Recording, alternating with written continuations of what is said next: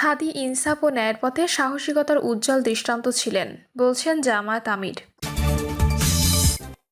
আমাদেরও যেন শহীদী মৃত্যু হয়, বলছেন মাহফুজ। আমরা সকলেই হাদি, রক্তের বদলা চাই, বলছেন নাসরুদ্দিন পাটোয়ারি। সরকার নির্বাচনের কাজ ভালোভাবে করতে পারবে কিনা তার গ্যারান্টি নেই, বলছেন মান্না। রাস্তায় আগুন জ্বালিয়ে শাহবাগে বিক্ষোভ, যান চলাচল বন্ধ।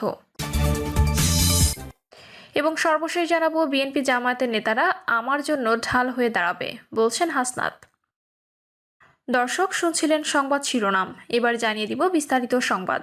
তবে তার আগে অনুরোধ থাকবে, ভিডিওটিতে একটি লাইক দিন এবং ভিডিও সম্পর্কে আপনাদের গুরুত্বপূর্ণ মতামত কমেন্ট করে জানিয়ে দিন। আপনাদের প্রতিটি কমেন্ট আমাদের অনেক অনুপ্রেরণা যোগায়। হাদি ইনসাফ ও ন্যায়ের পথে সাহসিকতার উজ্জ্বল দৃষ্টান্ত ছিলেন, বলছেন জামায়াত আমির।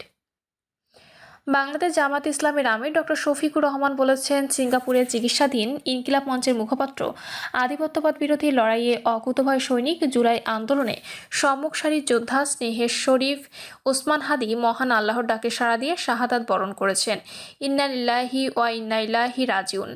বৃহস্পতিবার রাতে সামাজিক যোগাযোগ মাধ্যম ফেসবুকে নিজের ভেরিফাইড পেজে ওসমান হাদির মৃত্যু নিয়ে শোকবার্তা দেন জামায়াত আমির। জামায়াত আমির আরও বলেন, আমি মহান আল্লাহ রাব্বুল আলামিনের দরবারে দোয়া করছি, তিনি যেন তার প্রিয় এই গোলামকে জান্নাতুল ফেরদাউসের উঁচু মাকাম নসিব করেন। আল্লাহ তাআলা তাকে শাহাদাতের সর্বোচ্চ মর্যাদা দান করুন। আমাদেরও যেন শহীদী মৃত্যু হয়, বলছেন মাহফুজ।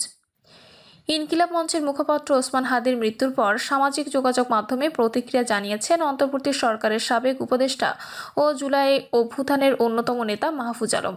পোস্টে তিনি শহীদ মৃত্যুর আকাঙ্ক্ষা প্রকাশ করে আরও বলেন, আমাদের ও যেন শহীদী মৃত্যু হয়, আমৃত্যু যেন আমরা জুলাইয়ের পক্ষে লড়াই চালিয়ে যেতে যেতে শহীদ হই। আমরা সকলেই হাদি, রক্তের বদলা চাই, বলছেন নাসরুদ্দিন পাটোয়ারি। ইনকিলাব মঞ্চের মুখপাত্র গুলিবিদ্ধ শরীফ ওসমান হাদির মৃত্যুর খবরে ক্ষুব্ধ প্রতিক্রিয়া জানিয়েছেন জাতীয় নাগরিক পার্টির মুখ্য সমন্বয়ক নাসরুদ্দিন পাটোয়ারি।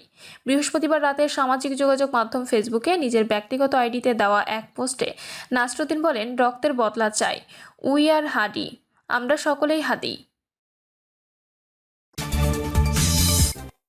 রাস্তায় আগুন জ্বালিয়ে শাহবাগে বিক্ষোভ, যান চলাচল বন্ধ। ইনকিলাব মঞ্চের মুখপাত্র শরীফ ওসমান হাদির মৃত্যুর খবরে উত্তেজিত ছাত্র জনতা শাহবাগ মোড়ের টায়ারে আগুন জ্বালিয়ে বিক্ষোভ করছেন। এ সময় চারদিকে যান চলাচল বন্ধ হয়ে যায়। ছাত্র জনতা ইনকিলাব ইনকিলাব, জিন্দাবাদ জিন্দাবাদ, নারায়ে তাকবীর, আল্লাহু আকবার, তুমি কে আমি কে, হাদি হাদি, শহীদ হাদির রক্ত বৃথা যেতে দেব না সহ বিভিন্ন স্লোগান দেন। সরকার নির্বাচনের কাজ ভালোভাবে করতে পারবে কিনা তার গ্যারান্টি নেই, বলছেন মান্না। সরকার এই নির্বাচনের কাজ যে ভালোভাবে করতে পারবেন কিনা তার গ্যারান্টি পাওয়া যাচ্ছে না বলে মন্তব্য করেছেন নাগরিক ঐক্য সভাপতি মাহমুদুর রহমান মান্না। বর্তমান সরকার নির্বাচনের আগে লিবিয়ায় জেলে বন্দী বাংলাদেশিদের মুক্তির দাবিগুলো আদায়ের কাজে কিছু করবে বলে মনে করে না বলে মনে করেন তিনি। নির্বাচন করাটা একটা বিরাট কাজ, যা ভালোভাবে করতে পারার কোনো গ্যারান্টি নেই। সরকার সমস্ত প্রার্থীর নিরাপত্তা দিতে পারবে কিনা সেই বিষয়ে সন্দেহ প্রকাশ করেছে মাহমুদুর রহমান মান্না। মাহমুদুর রহমান মান্না বলেন, আমাদের রাজনীতির একটা বড় সমস্যা, আমি জানি না সম্ভবত সারা পৃথিবীতেই রাজনীতি এরকম হয় কিনা। রাজনীতিতে ধাপ্পাবাজি খুব চলে। বক্তৃতার সময় এত সব কথা বলা হয়, এত বড় বড় অঙ্গীকার করা হয়, বড় বড় স্বপ্ন দেখানো হয় যা বাস্তবের সঙ্গে যার কোনো সম্পর্কই নেই।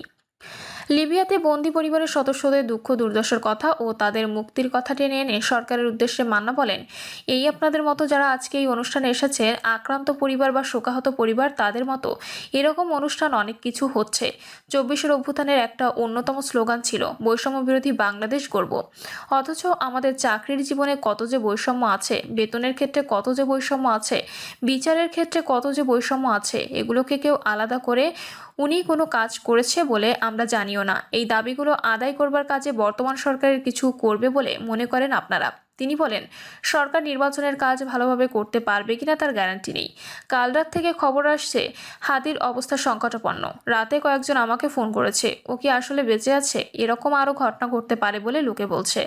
মান্না বলেন, স্বপ্নের সম্ভাব্য ঘটনা সামাল দিতে পারবে সরকার। সরকার অযথা বলে সমস্ত প্রার্থীদের আমরা নিরাপত্তা দেব। আমি মাহমুদুর রহমান মান্না আমার একা নিরাপত্তা দিতে পারবে?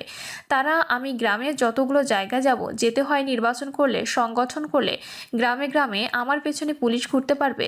আমার সিকিউরিটি কিভাবে হবে? আর 300টা ক্যান্ডিডেট, 300টা আসন, কতগুলো প্রার্থী হবে, তাদের হিসাব করে কথা বলছেন কি? সরকার যদি সাপোর্ট শুধু উইথড্র করে, নির্বাচন কমিশন নির্বাচনই করতে পারবে না বলে মন্তব্য মান্নার।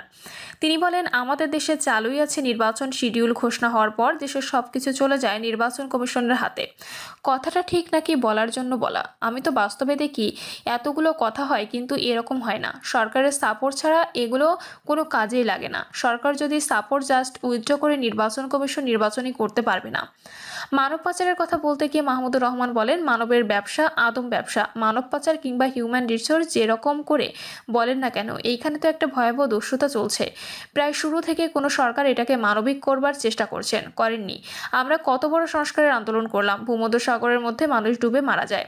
বন্দি থেকে মুক্ত হতে চাওয়া পাঠানো এক চিঠির কথা উল্লেখ করে তিনি বলেন, এই চিঠি পড়বার পরে কি মনে হয় আপনাদের কোথায় সংস্কার করা দরকার? আগে আমরা মানুষকে মানুষই ভাবি না, আমাদের প্রশাসন ওদেরকে গরু ছাগলের মতো মনে করে।